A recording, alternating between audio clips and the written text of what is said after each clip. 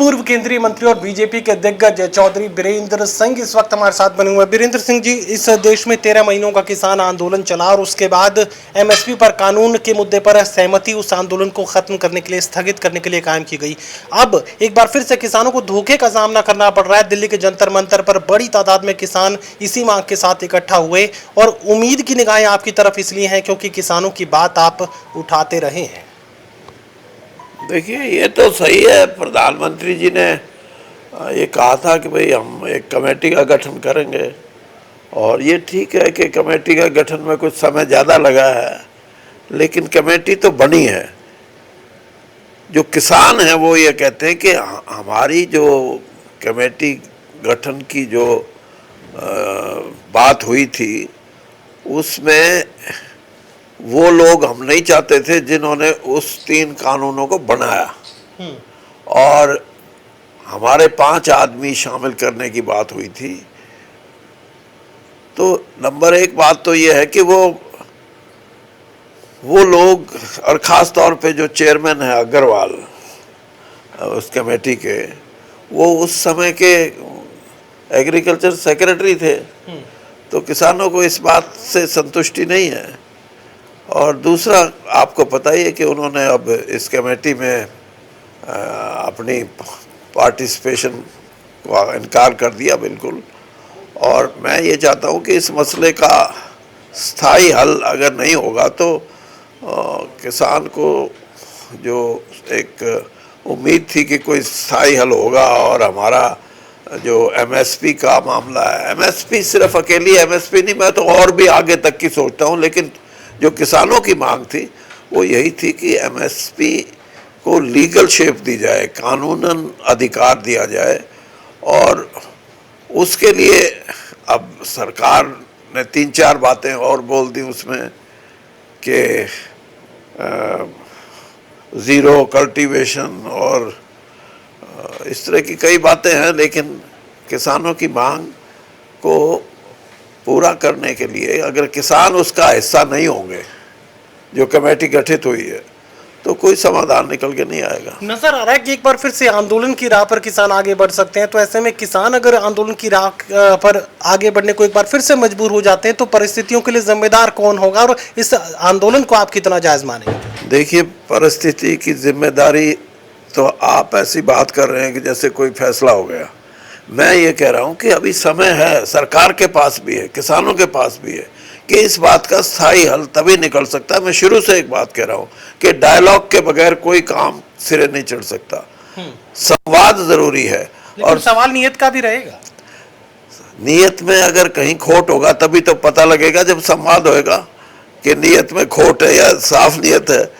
तो ये चीजें जो हैं, ये मैं ये मान के चलता हूँ कि अगर बातचीत का रास्ता तय हो जाए, और जैसे ये समिति या ये कमेटी गठित हुई है, इसके बारे में सरकार को सोचना चाहिए कि भाई किसानों की सेटिस्फेक्शन उनकी होनी चाहिए कि जो कमेटी गठित है उसमें सही आदमी है।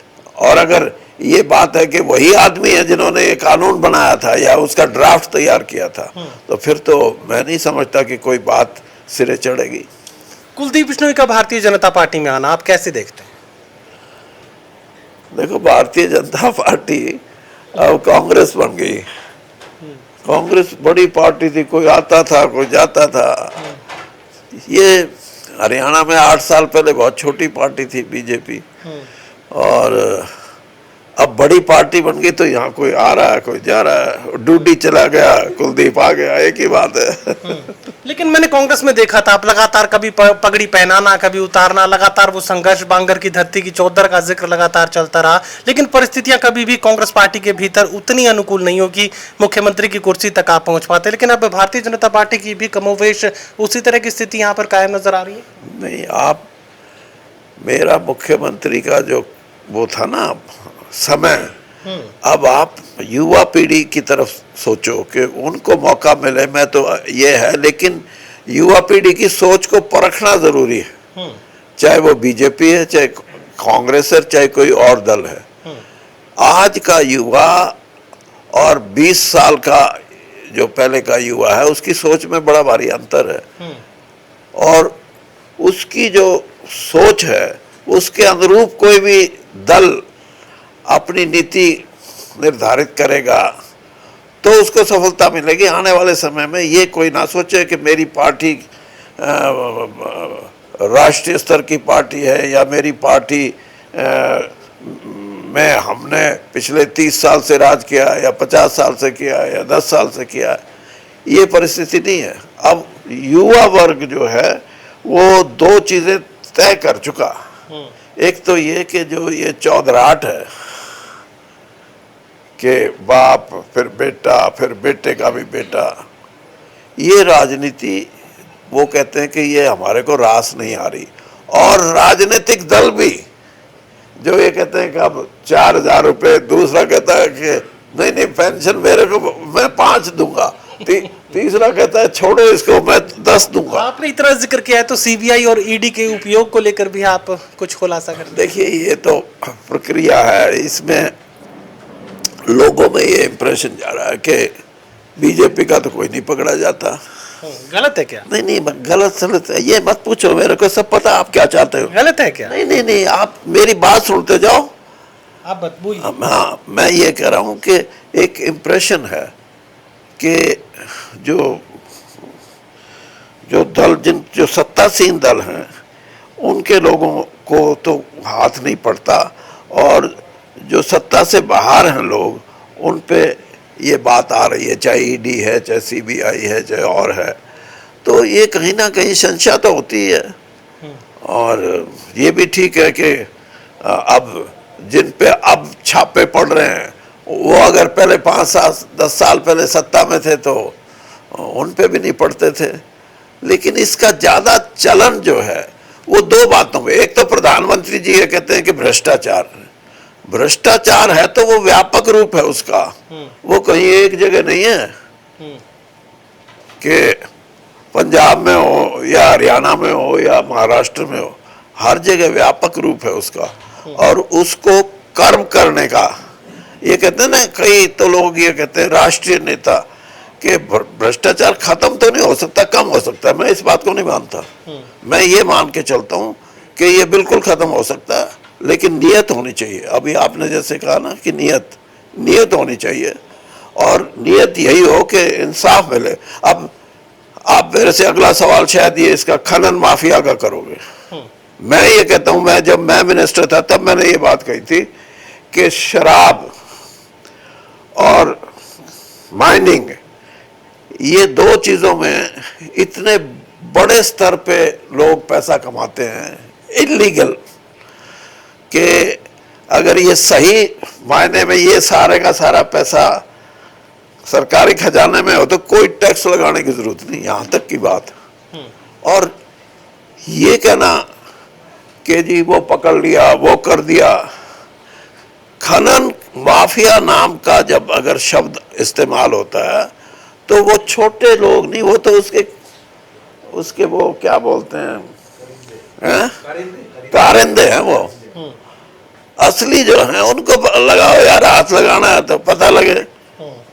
आपने बड़ी कुर्बानी देकर राजनीति में केंद्रीय मंत्री का पद छोड़कर और सक्रिय राजनीति से खुद को अलग करके आपने बृजेंद्र सिंह जी को सांसद बनाया, बीजेपी की टिकट दिलवाई, जितवाया भी। लेकिन अब कुलदीप बिश्नोई के सामने आने के साथ ही एक और चीज़ है, पता नहीं आपने सुनी कि नहीं सुनी, लेकिन लगातार ये बातें कही गई कि हिसार लोकसभा के लिए टिकट की गारंटी भी कुलदीप बिश्नोई को मिली है। तो जो इतनी बड़ी कुर्बानी आपने दी थी वो कहीं अब।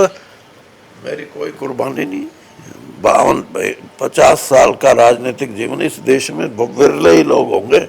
जब 25 साल का था पहला चुनाव लड़ा था 1972 में, और 2019 में मैंने छोड़ी है, तो इतने लंबे समय में भी अगर मेरी संतुष्टि नहीं होगी तो और 10 साल भी नहीं होती फिर तो। लेकिन एक बात जरूर है, मैंने ये नहीं कहा कि मैं सक्रिय राजनीति से दूर हूँ, मैंने ये कहा था मैं चुनावी राजनीति से दूर हूँ।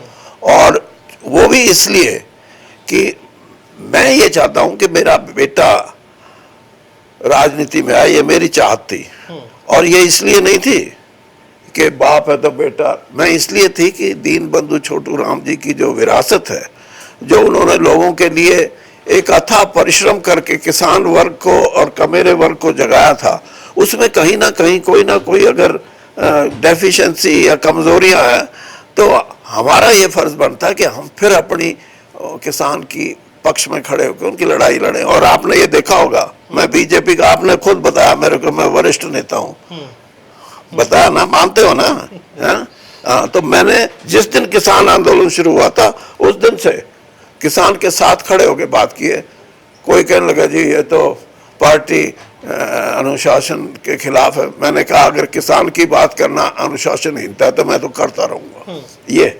लेकिन अगर कुलदीप को लोकसभा की टिकट गारंटी कर दी गई तो फिर संभावनाएं ब्रिजेंद्र सिंह के लिए कम हो जाती। अब ये गारंटी तो आप पता करो करी है नहीं करी है, मेरे को क्या पता। नहीं, मुझे तो कहा गया कि गारंटी है, लेकिन आप पता नहीं आप उसे माने ना माने, लेकिन इस तरह की संभावनाएं अगर गारंटी कुलदीप को मिली है तो ब्रिजेंद्र सिंह जी के लिए संभावनाएं कहीं घटती हुई नजर आ रही है। देखो ब्रिजेंद्र सिंह एमपी है, सिटिंग एमपी है, 3 लाख से ज्यादा वोटों से जीता हुआ है, और सिटिंग एमपी को भारतीय जनता पार्टी कैसे दूसरे को गारंटी देगी, ये समझने की बात है। ब्रिजेंद्र सिंह कोई साधारण एमपी भी नहीं है।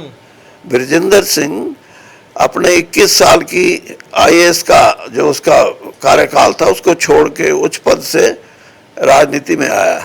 और मेरे को कईयों ने ये भी कहा कि जी क्यों खामखा फंसा रहे हो, कमिश्नर था, चीफ सेक्रेटरी रिटायर होता। सही बात है। हाँ, लेकिन ऐसे है, राजनीतिक का जो वाहन है वो सवारी, देखो कोई लेक्चरर है अच्छा, वो अपनी जिंदगी में 1000, 2000, 5000 स्टूडेंट्स का भविष्य बदल देगा। कोई अच्छा संत है, अपने जो भी उसके भाषण होंगे और होंगे उससे हो सकता है हजारों लोगों का जीवन बदल दे, लाखों का भी बदल सकता है। और सरकारी अधिकारी भी अपनी उसकी नीयत साफ हो, ईमानदारी से काम करे तो वो भी बहुत से लोगों को फायदा। लेकिन राजनीति में ये जो रथ है ना, जिसमें भगवान कृष्ण भी चढ़े थे अर्जुन को संदेश देने के लिए, राजनीति, भगवान कृष्ण कोई साधारण आदमी नहीं थे, वो स्टेट्समैन थे, कूटनीतिक। तो राजनीतिक वाहन पे जो सवार होगा वो करोड़ों लोगों की जिंदगी बदल सकता है, 1 की नहीं, लाख की नहीं, 1000 की नहीं। बीजेपी और जेजेपी का गठबंधन बना रहता है तो उचाना विधानसभा क्षेत्र में मैडम प्रेमलता जी के लिए कितनी संभावनाएं आप देख पा रहे हैं? अभी आपने ब्रिजेंद्र की पूछ ली तो उससे काम चला लो, दो क्या करोगे? आपने बताया तो उनका भी नहीं, कम से कम उचाना का ही बता दीजिए। नहीं, देखिए बात ये है कि ये कभी दुष्यंत चौटाला है ना, उनसे भी पूछ लेना कि भैया 2.5 साल में तुमने कुछ नहीं किया, क्या इरादा यही है क्या इस कॉन्स्टिट्यूंसी से दूसरे में लड़ने का? तो फिर पता लग जाएगा आपको। तो अगर वो बदल लेते हैं तो आपके लिए संभावनाएं बढ़ जाएंगी। नहीं बदल, हमने तो चुनाव लड़ना है भाई। उचाना से ही लड़ना है, कहीं और से बैठ जाए? उचाना, मैं 12 चुनाव मैंने अपनी जिंदगी में मैं 2 बार कांग्रेस का अध्यक्ष रहा हूँ। 10-10 जगह से ये आता था आप यहाँ से लड़ लो, आप यहाँ। मैंने कहा नहीं, जहाँ लड़ना है वहीं से लड़ेंगे, और जिताएंगे तो वही जिताएंगे, हराएंगे तो वो हराएंगे। तो मैं अगर गठबंधन कायम रहा तो आपकी जिद कैसे? गठबंधन क्या होते हैं, ठीक है 5 साल का है, आगे का गठबंधन का ना तो आपको पता ना मेरे को पता। और अभी तो 2 साल, 1.5-2 ही बचे, 2 साल बचे हैं, तो 2 साल में तो पता नहीं क्या क्या होगा। आप रैलियों का कुछ जिक्र कर रहे थे, अपने लोगों से मैं रायशुमारी करूंगा, उनके मन की बात में समझने की कोशिश कर रहा हूँ। वो अब इस बात से आपको कुछ ना कुछ मिलेगा। हाँ जी। मसाला जो अभी तक नहीं मिला वो मिलेगा। देखिए बात ये है, आप पे समय है ना? हाँ, बात ये है कि इस देश की 75 साल की राजनीति में राजनीतिक दल चुनाव से पहले अपने घोषणा पत्र के माध्यम से, अपने भाषणों के माध्यम से जो मूलभूत समस्याएं हैं उनके समाधान बताते हैं। जैसे मैंने अभी कहा, कोई कहेगा 3000 रुपये पेंशन का मैं 4 करूँगा, इसी तरह बेरोजगारी का, इसी तरह गरीबी मिटाने का, इसी तरह शिक्षा पद्धति को एक ऐसे स्तर पे ले जाना, ये सारी की सारी जो चीज़ें हैं आज तक मेरे अपने आंकलन में हम कोई ऐसा समाधान नहीं दे सके जिसमें हम ये कहते हैं गरीबी मिट गई, जिसमें कहते हैं शिक्षा अब सबके लिए बराबर है। तो मैं मैंने ये सोचा है कि मैं इन चीज़ों के समस्याएं वही, लेकिन इनके नए समाधान, और वो भी समाधान ऐसे जो किसी ने सुने ना हो या जो कोई किसी ने सोचे ना हो, उनके लिए मैं प्रयासरत हूँ। और वो मैं 23 मार्च 2023 को उनकी घोषणा करूँगा, ताकि लोगों को, मैं फॉर एग्जांपल बता देता हूँ, जैसे आज कोई भी मजदूर है, उसकी मजदूरी कोई 200 रुपये भी दे देगा उसको, कोई 300 भी दे देगा, कोई 500 भी दे देगा, लेकिन 500 का मतलब 30 दिन अगर उसको मजदूरी मिले तो 15,000 रुपया उसको मिलेगा। मैं ये कहता हूँ कि आज गरीब जो लोग हैं, जिनको हम ये कहते हैं साधनहीन हैं, उनको जब तक उनका जीवन स्तर, ताकि खाना अच्छा मिले, रहने की जगह अच्छी हो, वो अपने पढ़ाई लिखाई में बच्चों की मदद कर सकें, कहीं कोई बीमार है उसका पूरा इलाज ठीक हो, ये इनके बारे में कोई सरकार ने स्कीम तो बनाई है, हमारी भारतीय जनता पार्टी ने भी एक बनाई है 5 लाख रुपए तक का आयुष्मान, लेकिन मेरी जेब में अगर पैसा होगा ना तो मुझे सरकार की तरफ भी नहीं देखना पड़ेगा। तो मैं ये है कि मेरे को अब मैं एग्जैक्ट अमाउंट आपको नहीं बताता, लेकिन मैं ये बता रहा हूँ, जब मैं एक बार 2 साल मेरे को हरियाणा में ये लेबर मिनिस्टर का भी चार्ज मिला था, और जो लेबर लीडर थे, यूनियन थी, वो कहते थे जी हमारे को चौधरी साहब ये पे रिवीजन का कुछ करो, तो कोई भी 22% से ऊपर नहीं पहुंचता था। मैं अपने सवाल पे आ जाऊं। मैंने 46% इंक्रीज दिया उनको। मैंने कहा जीना है तो अच्छी तरह जिए, और यही सामाजिक व्यवस्था है जिसके लिए परिवर्तन की जरूरत है। ये हुड्डा को कांग्रेस में फ्री हैंड का जिक्र खूब हुआ, खूब प्रचार इस बात का चल रहा है, तो उसका असर बीजेपी पर कितना आप मान रहे हैं? हुड्डा ने क्या कर दिया? हुड्डा को कांग्रेस पार्टी में फ्री हैंड का जिक्र खूब हुआ, तो अगर हुड्डा को फ्री हैंड है तो बीजेपी पर कितना असर उसका हरियाणा में?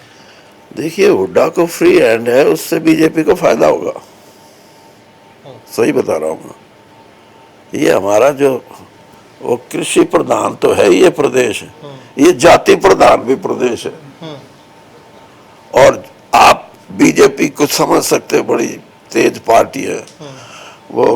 राजनीति जहाँ इस किस्म की हरियाणा जैसा प्रदेश हो, वहाँ भजनलाल जी की और देवीलाल जी की राजनीति आपने देखी होगी। इस तरह की राजनीति हमेशा यहाँ हरियाणा में रही है, आगे भी पनप सकती है, तो इससे कोई ज़्यादा बीजेपी को परेशानी नहीं हो रही। चलिए, मेरा आखिरी सवाल, मेरे पिछले इंटरव्यू में आपने मुझे ये कहा था कि बीजेपी में हमारी कोई सुनता नहीं है, तो अभी किसी ने सुनना शुरू किया या नहीं? वो तो देखो, बात ये है, मैं तो स्पष्ट आदमी हूँ, मेरी सुनो ना सुनो मुझे कोई चिंता नहीं, लेकिन मैं अपनी बात तो करूंगा। बीजेपी का ये भी खासियत है कि वो कभी ना तो करती नहीं, जो भी मैं कहता हाँ जी बिल्कुल ठीक है, लेकिन इम्प्लीमेंट करने की बात है। अगर कुछ चीजों को इम्प्लीमेंट किया जाए तो भारतीय जनता पार्टी ने हरियाणा में आज वो जगह बना ली जो कभी कांग्रेस की होती थी, उसको अब वो अगर मेंटेन करके रखेंगे तो लोग जो उनको वोट दे देंगे, और अगर उससे पीछे हट गए तो ये हरियाणा है। ओम प्रकाश चौटाला जी का एक बार ऐसा रुतबा था कि लोग ये कहने लगे थे कि ये तो कभी सत्ता से दूर ही नहीं होंगे। लोगों ने दिखा दिया, 9 सीट पे ले आए, और 9 में भी 8 शेड्यूल कास्ट की और 1 अकेली जनरल की। तो इसलिए हरियाणा में जिसने भी राज करना है या राज आगे लेना है, वो अपने कान, नाक, आंख खोल के रखे।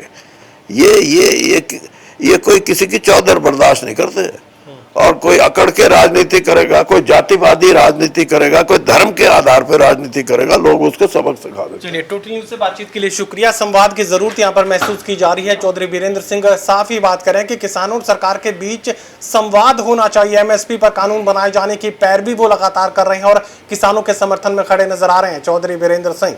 सहयोगी कमल के साथ doctor Mahesh Kumar, total news, Hisar.